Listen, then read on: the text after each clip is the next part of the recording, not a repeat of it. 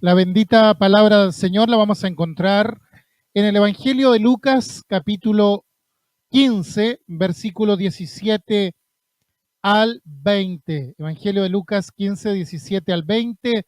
Dice la palabra del Señor así. Y volviendo en sí, dijo: ¿Cuántos jornaleros en casa de mi padre tienen abundancia de pan y yo aquí perezco de hambre?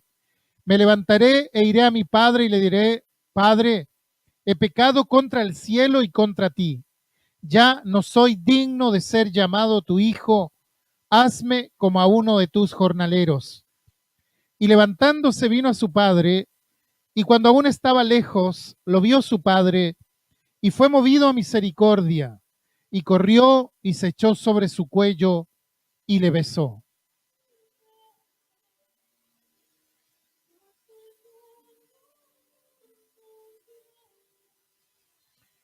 Bendita es la palabra del Señor para nosotros en esta hora.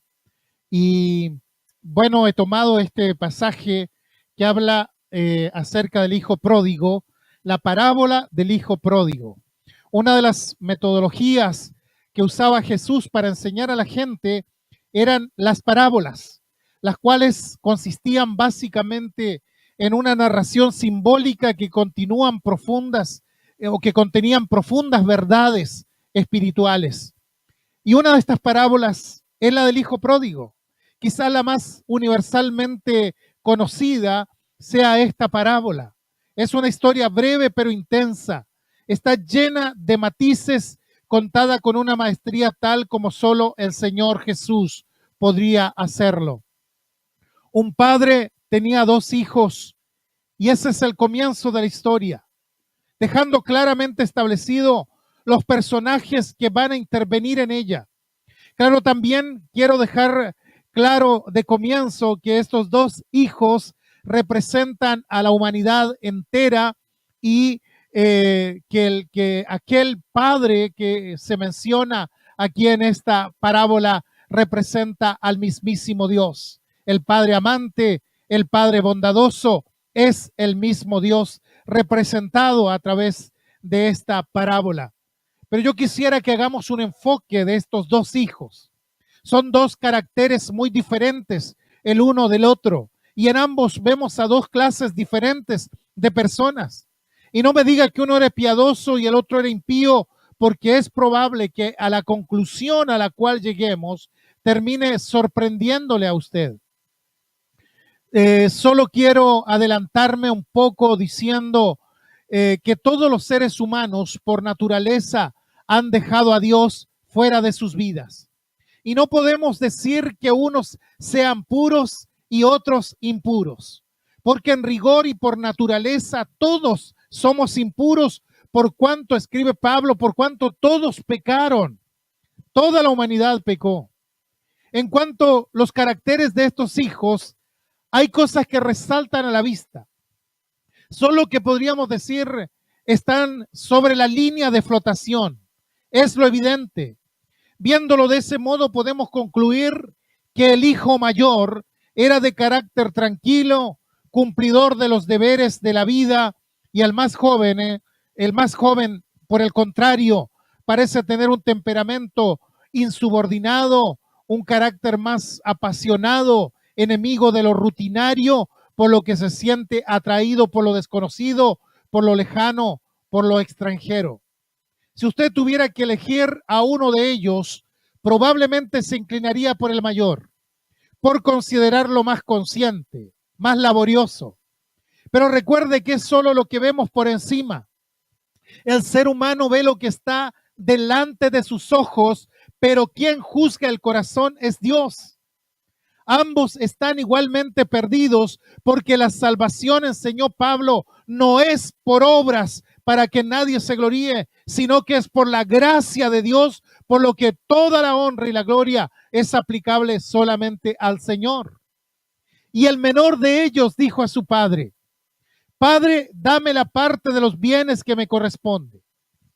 Detengámonos por un instante en este detalle.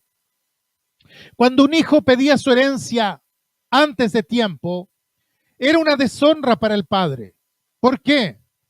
porque el padre decidía cuándo se partía la herencia y a quién se le daba. O esta era repartida cuando el padre ya había muerto. Era una imprudencia tremenda y una vergonzosa falta de respeto pedir la herencia cuando el padre aún estaba fuerte para hacerse cargo de ella. Era de esperar que el padre se hubiese enojado y le hubiese retorcido la cara de una cachetada, cual padre de Oriente y bajo la cultura imperante en ese tiempo, sin duda que lo hubiera hecho. Pero recordemos que este padre no es cualquier padre, es la representación de Dios mismo. Les repartió los bienes. Seguramente los que escuchaban a Jesús y sobre todo los religiosos se sentirían molestos, no solo por la actitud irreverente del joven, sino también por la reacción poco atinada del padre. Pero dejemos que siga la historia. Una vez que el joven recibe la herencia, sin duda la vende, lo que constituía otra falta tremenda delante de su padre, y con ese dinero, dice la historia, se va lejos a una provincia apartada. Comienza a deslizarse progresivamente hasta llegar al punto de desperdiciar todo, viviendo perdidamente. Él consideraba que el orden en casa de su padre era un yugo demasiado pesado para llevar. Él anhelaba una completa independencia. Se dejó guiar por su propia voluntad, sin freno. Pensaba ilusamente que ese era el camino hacia la libertad, pero entre nosotros qué equivocado estaba. Hoy por hoy el mundo está lleno de personas descontentas que murmuran contra Dios, que acusan a Dios de su propia falta de paz, pero son incapaces de comprender el amor del Padre. ¡Qué desdicha! Cuán equivocado estaba al pensar que su verdadera libertad estaba en gozar de sus codicias y dar rienda suelta a sus pasiones. No sabía lo que hoy por gracia nos dice la Biblia, que todo aquel que hace pecado, esclavo es del pecado. La sola y verdadera libertad es aquella que consiste en vivir según los pensamientos de Dios que nos ha creado para su gloria. Es en esta libertad donde solamente hallaremos la verdadera felicidad. Pero el hombre y la mujer han querido escaparse de la autoridad de Dios para cosechar frustraciones, lágrimas, dolor, desencanto, vaciedad existencial. El padre pudo haberse negado a la petición de su hijo y aún castigarlo duramente por su impertinencia. Pero él sabe que esto no solucionaría el problema de raíz y de su propio amor se ve obligado a acceder. ¿Cómo se habría sentido su corazón? Sin duda una nube de dolor se aposentó en su bondadoso corazón.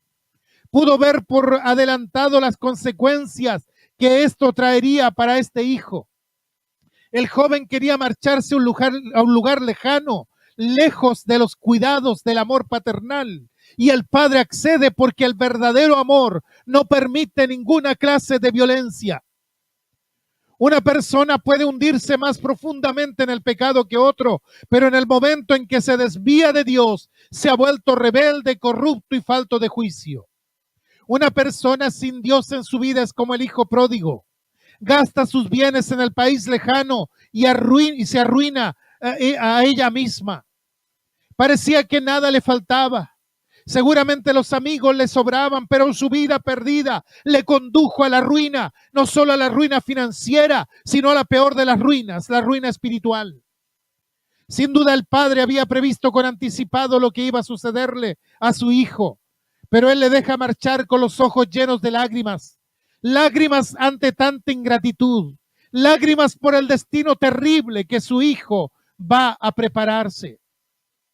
Con el corazón sangrando le permite que haga su propia voluntad. Él se da cuenta de que después de haber agotado para con él todos los tesoros de su amor, no le queda opción más que dejarle partir. No por eso el padre dejará de amarlo. Esperará aquel día cuando lo vea venir a la distancia y correrá para abrazarlo y atraerlo nuevamente a su hogar. Con un corazón ávido de aventuras, partió el joven una mañana de primavera, muy bella. Los pájaros cantan alegremente. El aire está perfumado por las flores y la voz del hombre joven está llena de gozo y de valor.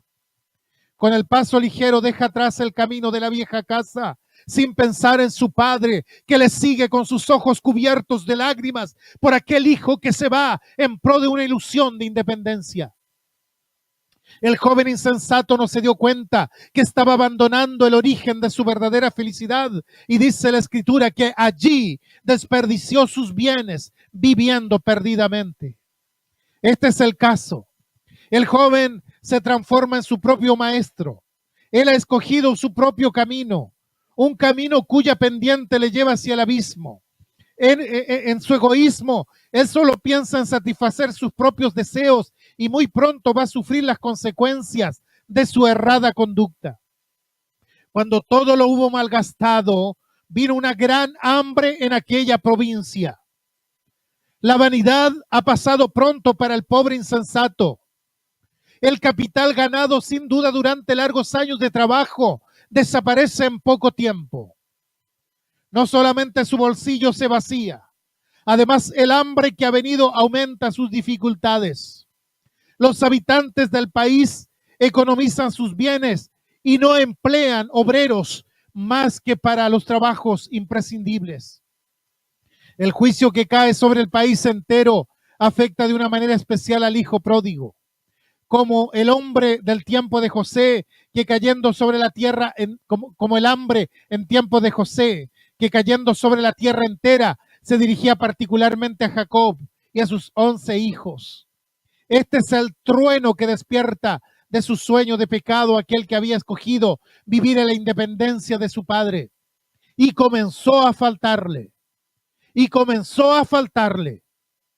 Los últimos objetos de valor son vendidos. También los vestidos que no son de necesidad urgentes son cambiados por la comida indispensable. El hambre y el desespero vienen a llamar a la puerta como mensajeros de parte de Dios. Los amigos que han sido sus compañeros del desorden le olvidan, porque también ellos no quieren vivir más que para sí mismos. Entonces fue y se arrimó a uno de los ciudadanos de aquella tierra, al cual le envió a su hacienda para que apacentase cerdos. Qué contrariedad, un judío alimentando cerdos, práctica que estaba estrictamente prohibida en el Talmud. Un tiempo cuando él no soportaba la benignidad de la voz de su padre y ahora está obligado a encorvarse bajo el yugo humillante de un extranjero que le menosprecia, que no le confía más que sus cerdos. Él quería ser su propio maestro y se ha transformado en un esclavo. Él deseaba la libertad y no ha sido más que el más bajo de los siervos. Qué imagen reveladora de la humanidad. Las personas no han querido obedecer al Dios de amor, pero se inclinan bajo de la tiranía de Satanás. Y deseaba llenar su vientre de las algarrobas que comían los cerdos, pero nadie le daba. Qué situación tan desesperada. Se puede caer más bajo. No solo tiene que cuidar a los cerdos, sino que también tiene que envidiar su comida. Qué degradación, ¿no? Este es el primer fruto del pecado. El hombre pierde su nobleza, pierde su hermosura, quita de su alma lo que le distingue de los animales y en sus deseos es semejante a ellos. ¿Qué hacer? El joven pensaba, si pudiera ahorrar suficiente dinero, podría volver a casa de mi padre y podría decirle que me equivoqué, pero que llevo conmigo el dinero de la heredad. Pero nadie le daba, es decir, con todo el trabajo, con el dinero que podía ganar, no era ni la milésima parte, ni la más mínima parte de todo lo que había perdido. Entonces se propuso otro plan. Me levantaré, iré a mi padre y le diré, Padre, he pecado contra el cielo y contra ti. Ya no soy digno de ser llamado tu hijo. Hazme como a uno de tus jornaleros. Consideró que era un excelente plan. Se felicitó de su sagacidad. Seguramente se dijo, yo conozco el corazón de mi padre, es un hombre generoso, sé que no me negará la posibilidad de trabajar para él hasta que pueda pagarle el último centavo y entonces podré sentarme a la mesa como hijo. He escuchado a muchos predicadores, evangelistas, que ponen el acento en esta determinación del hijo, como explicando que es prerrogativa de cada hombre y mujer procurar su propia salvación, pero hemos de mirar la Biblia con detención.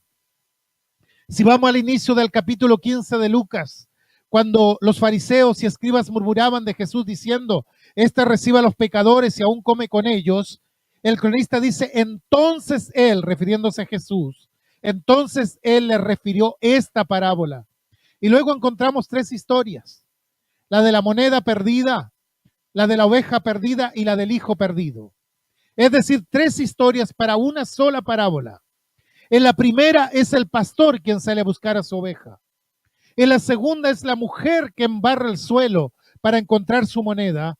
Y en la tercera, por conclusión obvia, es el padre quien busca al hijo. No es el hijo el que busca al padre. Ahora, ¿por qué no es el hijo quien busca al padre? Porque bíblicamente y doctrinalmente eso es imposible. Nadie puede salvarse por sus propios méritos. Quizás alguien diga, pero el hijo regresó. Sí, claro que regresó. Pero regresó bajo el argumento de que él trabajaría lo suficiente para no tener que depender de la gracia de su padre, sino de su propia justicia. Por eso dice, hazme como uno de tus jornaleros. No es el argumento el que ha de conmover el corazón del padre, sino su propio amor por aquel que ha sido encontrado. Pero el joven no sabía esto. No son las palabras los que mueven a Dios hacia sus hijos, sino su sentido de indignidad y de miseria que ha recaído en ellos cuando se encontraban lejos de su amor. Y esa obra solo puede hacerla Dios a través de su Espíritu Santo. Levantándose vino a su padre, y cuando aún estaba lejos lo vio su padre, y fue movido a misericordia y corrió, y se echó sobre su cuello y le besó. Bendito es el Señor. Cuando un joven deshonraba a su padre y se iba de la casa, el tal no podía regresar. La misma comunidad se encargaría de que no lo hiciera. Los mismos vecinos se encargarían de que al sinvergüenza no se aparezca nunca más. Ellos hacían un ritual que le llamaban el Quetzatzá, que consistía en despreciar públicamente al infame y decirle, ¿con qué cara vuelves ahora que has deshonrado a tu padre? Vete por el mismo camino que has llegado hasta acá. Y el padre sabía esto. Por eso estaba atento, miraba a la distancia por donde su hijo un día tendría que llegar. Porque decía para sí, cuando vea a mi hijo, correré a recibirle y me pondré en paz con él antes que los vecinos puedan hacer nada por evitarlo. Los fariseos murmuraban de Jesús porque recibía a los pecadores y comía con ellos. Y Jesús con esta parábola les dice irónicamente, aún es peor de lo que ustedes creen. No solo recibo a los pecadores, no solo como con ellos, sino que corro por los caminos para traerles de nuevo al hogar. Grande es el amor de Dios. Cuando el joven ve esa reacción de amor, su padre esa reacción de su padre tan desinteresada, tan extendida, tan desestructurada, su corazón da un vuelco, queda impávido y solo dice la primera parte de su discurso: Padre, he pecado contra el cielo y contra ti, y yo no soy digno de ser llamado tu hijo. Ahí termina. ¿Por qué no dijo la segunda parte de que quería ser uno de los jornaleros? Algunos piensan que el padre no le dio tiempo. No, él entendió en ese momento que las otras palabras estaban de más, sobraban. Él no tenía que ganarse la condición de hijo mediante obras humanas. Solo la gracia del Padre, la inexplicable gracia del Padre lo subiría a esa posición sin ser digno de ello. Cuando ve a su padre venir a su encuentro, él reconoce realmente que ha pecado.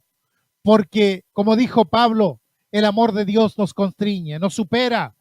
Y él dice, he pecado contra ti. Pero bendito sea Dios, que cuanto más profundo es el sentimiento del pecado en el corazón de una persona, más grande es el amor del Padre para con él.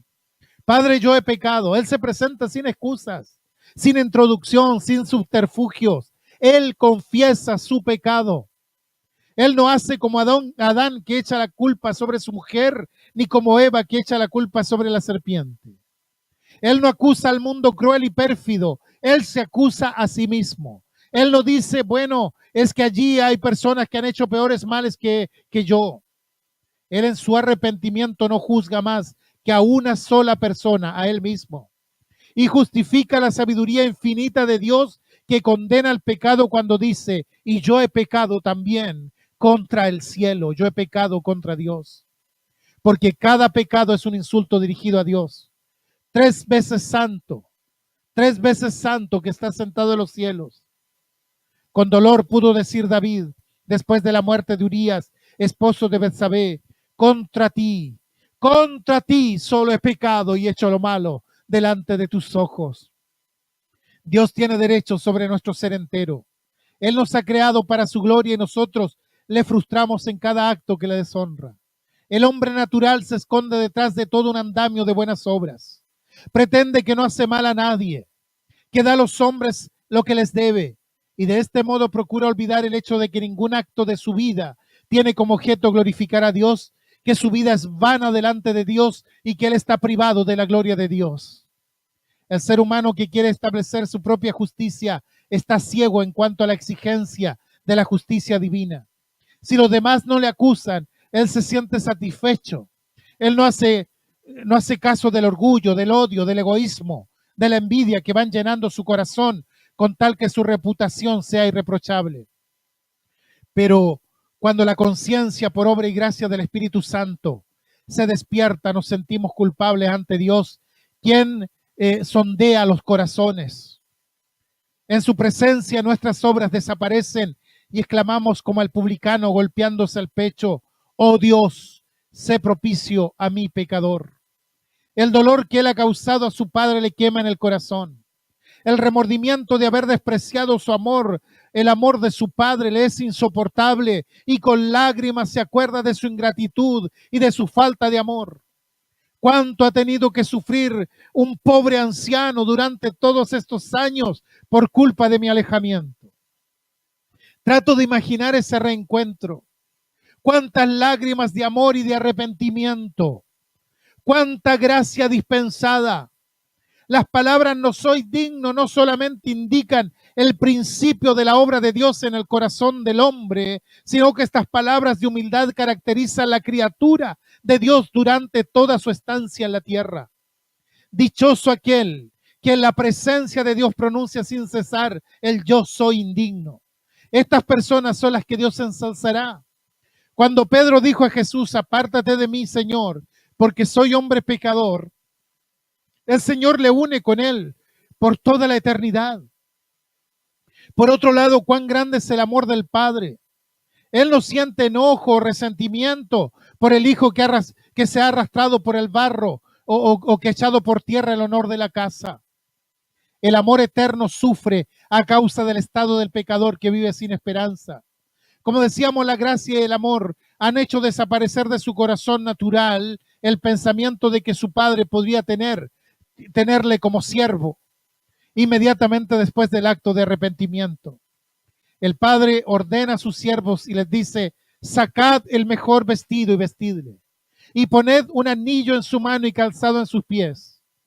Si tuviéramos tiempo podríamos analizar el significado espiritual de cada una de estas prendas, pero por razones de tiempo solo me limitaré a decir que el padre lo reconoce, lo acepta y lo devuelve a la condición de hijo, con todos los honores que aquello implicaba. Traed el becerro gordo y matadlo, y hagamos fiesta porque mi hijo muerto era, y ha revivido, se había perdido, y es hallado. Y comenzaron a festejar. Comamos y hagamos fiesta. Él no dijo que él coma y que él haga fiesta, no. Dios mismo y toda la casa celestial se unen al regocijo por el retorno del Hijo. El Evangelio proclama al pecador que viene a Dios por Jesucristo, no solamente el perdón de los pecados, sino también su participación en la gloria eterna. Y continúa diciendo el Señor, y su hijo el mayor estaba en el campo. Y cuando vino y llegó cerca de la casa, oyó la música y las danzas. Y llamando a uno de los criados le preguntó qué era aquello. Y él le dice, tu hermano ha venido y tu padre ha hecho matar el becerro grueso por haberle recibido bueno y sano. Y entonces se enojó y no quería entrar. Qué doloroso fin después de esta bella historia del hijo pródigo que ha regresado. El hijo mayor representa la propia justicia del corazón natural, de la religiosidad, terrible obstáculo para la salvación. La propia justicia produce la ira y el odio cuando la gracia es manifestada. La religión de Caín, quien ofreció los productos de su propio trabajo, conduce a la muerte de Abel, quien con acuerdo a los pensamientos de Dios había inmolado un cordero. Entonces se enojó y no quería entrar el hijo mayor. Se excluye a sí mismo del gozo reinante en la casa del Padre, porque él quería estar allí, no a causa del amor del Padre, sino a causa de su propia conducta, de su obediencia y de sus obras. Y aquí hay algo que me emociona grandemente, hermanos. Cada vez que pienso en este padre, lo imagino un hombre ya mayor, de rasgos nobles, una tupida barba blanca y una capa que dejaba en evidencia su honorabilidad. Seguramente habían llegado los invitados a la casa, no para celebrar la llegada del hijo, sino para celebrar el amor del padre. Pienso que la motivación de los invitados era reconocer la bondad de un padre hacia un hijo que no tenía ningún mérito para merecerlo. Y está ahí conversando animadamente a la mesa. Y alguien, un criado, le dice, tu hijo mayor está afuera. Y está enojado y no quiere entrar. Cualquier padre de su época y de su cultura hubiera esperado que termine la fiesta para enrostrarle al hijo su falta de consideración. Pero él mira a los invitados, pide permiso y sale a conversar con su hijo mayor. Y dice, y le rogaba que entrase. Pero él respondiendo le dijo, tantos años te sirvo no habiéndote desobedecido jamás y nunca me has dado ni un cabrito para gozarme con mis amigos. ¿Saben lo que veo ahora bajo la línea de flotación? Porque por sobre la línea de flotación se veía tan caballero, tan compuesto, tan sumiso, pero por debajo yo veo a un hombre frustrado y por sobre todo veo a un hombre mentiroso. Porque pensemos por un momento, él dice, nunca te he desobedecido. Y yo pregunto, ¿habrá alguien que pueda decirle a Dios, yo nunca te he desobedecido? Él dice, nunca me has dado un cabrito, siendo que el padre le dice, pero todas mis cosas son tuyas. Al hijo mayor le hubiera gustado estar cuando llegó el menor y sentarse a la mesa con su padre a discutir bajo qué cláusula se le iba a recibir. Pero cuando llega todo está determinado y en vez de regocijarse se llena de rabia y se llena de enojo. Y le dice a su padre, cuando viene tu hijo, que ha consumido tus bienes con rameras, has hecho matar para él el becerro gordo. ¿Se fijó? Él dice tu hijo, pues descarta que el hijo de su padre en realidad sea su hermano. ¡Qué mal! ¡Qué inconsecuencia! Hay un cuadro de Rembrandt que muestra al hijo pródigo de rodillas frente a su padre que lo abraza con ternura. Y detrás del padre está el hijo mayor. Interesante, muy parecido a su padre en cuanto a sus facciones, en cuanto a su vestidura, pero con los dientes y el puño apretado de rabia. La religión puede hacer que la persona haga cosas que parecen muy propias de un hijo de Dios, pero por dentro están llenos de ira, llenos de falta de perdón, llenos de murmuraciones. Hay algo que me deja mucho para pensar. La historia no dice si el hijo mayor después de conversar con su padre entró a la fiesta o se quedó afuera, aunque a mi parecer el padre ni con todo su amor pudo convencerlo de que entrara a la casa. Qué lamentable, qué lamentable. Todo el tiempo cerca de su padre, pero cuán lejos estaba espiritualmente de él. Cercanamente lejos, cercanamente lejos. Así es como viven muchos que piensan que se han ganado el cielo a costa de sus propios actos, argumentos y aseveraciones. Saben mucho de Dios, conocen su palabra, pero nunca han estado de rodillas delante de Él llorando por su pecado y por su indignidad. Cuestionan todo, pervierten las buenas intenciones y se hacen sabios en su propia opinión. ¿Sabe que lo que es más lamentable? Que el perdido, el rechazado, el hediondo a cerdo, él fue quebrantado frente a la gracia de Dios. Y aquel que aparentemente lo tenía todo, se quedó fuera. No porque el Padre no lo haya invitado, sino por su propia obstinación. Que Dios